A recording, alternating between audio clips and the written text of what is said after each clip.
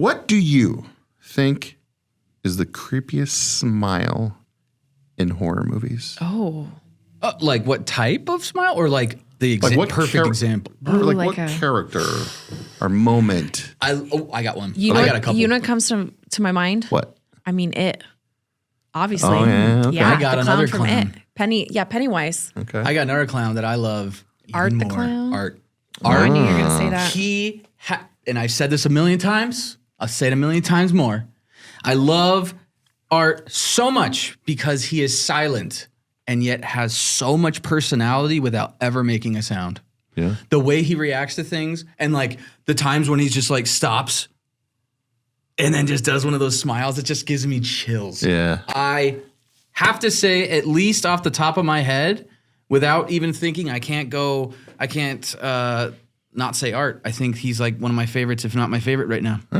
For sure. Man. Well, sorry. Smile 2 is getting ready to come out, which is... I was just going to say there's a whole movie about smiles. creepy smiles. And that first movie, it's not even just the people, you know, if anyone has seen Smile, you know what the premise is all about. It's not even just all the people throughout the movie who it's almost otherworldly the way that they smile, but also the monster at the end with all that teeth and Did you see that in theaters? I remember we got screeners, and I remember, I don't think all of us went though. I saw it in theaters, yes. Okay, because I remember I went, but I thought I was by myself.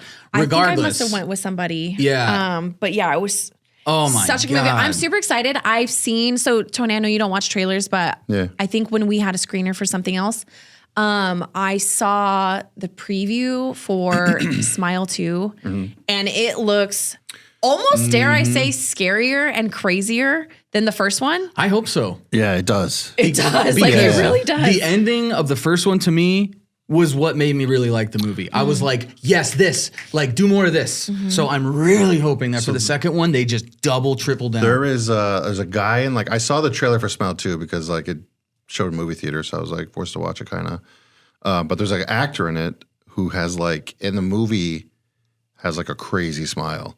And then whenever you're you see the poster for it or like the big cardboard standee in the theater, it's him, like, cool. Kind of thing. And he has like this crazy smile. And like, I'm just like so like locked in. You ever like see just like a poster or something, you're just kind of like locked in, like you have to stare at it? It turns out this actor, his name is Ray Nicholson, the son of Jack Nicholson. Get out. Okay, I was going to say. And like, if you look at it now, knowing that and see his crazy smile in this movie, you're like, oh my God, The Shining, shit. duh. Yeah. Not even The Shining, but With his eyebrows that he does, and he looks a little like this.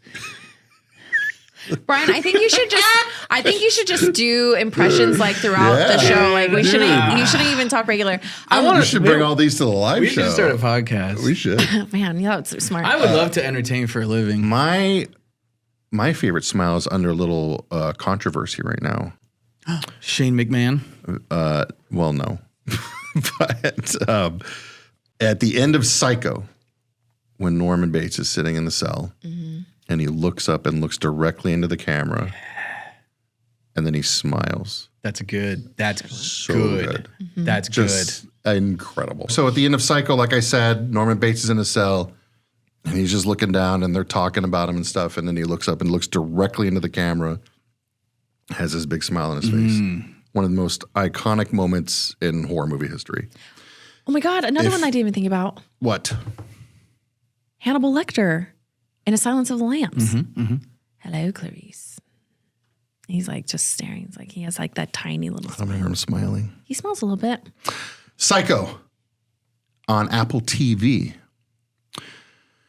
Now, if you watch Psycho on Apple TV, this is what happened, and this is what kind of went crazy on Twitter, was someone who was watching Psycho on Apple TV. And the moment arrives where he's sitting in his cell and he looks up at the camera. And right as he's about to unleash that smile, the screen minimizes. And a big, huge ad for Big Bang Theory shows up.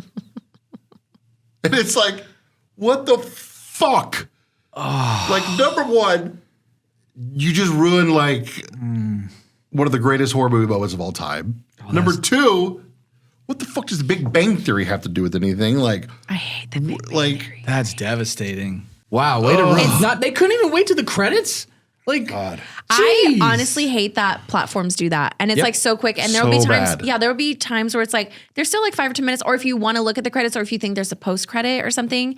And it's hard. And then sometimes you try to go back to it and it takes you all the way to the beginning. You have to go all the way to the front. One time this happened to me where I was on this fucking loop where like it kept on doing that. So I would like go to the beginning and then I would scroll through and then try to catch it to where it's like, it doesn't minimize it. Or like if I could hit it, I'm not hitting something else to play something else. Sure.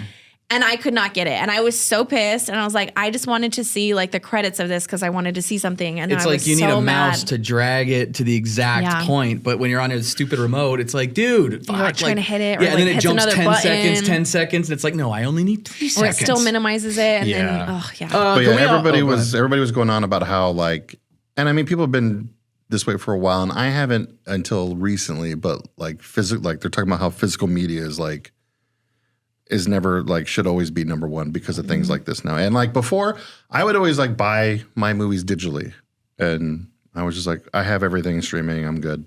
But ever since they started doing things like where they'll edit movies, like they'll take things out of older movies, or they'll do this, Now I'm like, every time I want to watch a movie, I go to the store and I grab the DVD.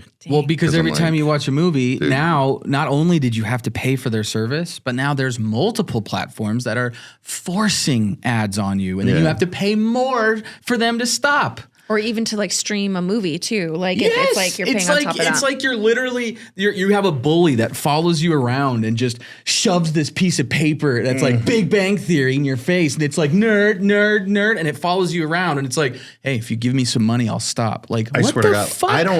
I don't pay for Apple TV because through my like cell phone provider just gives it to me for free. But if I was watching Psycho and that happened, I'm canceling my service immediately. Damn. I'm out. Immediately out. Tony is definitely like such an impulsive like decision maker with a lot of things that it's like, yeah, he's the last person you want something like that to happen to.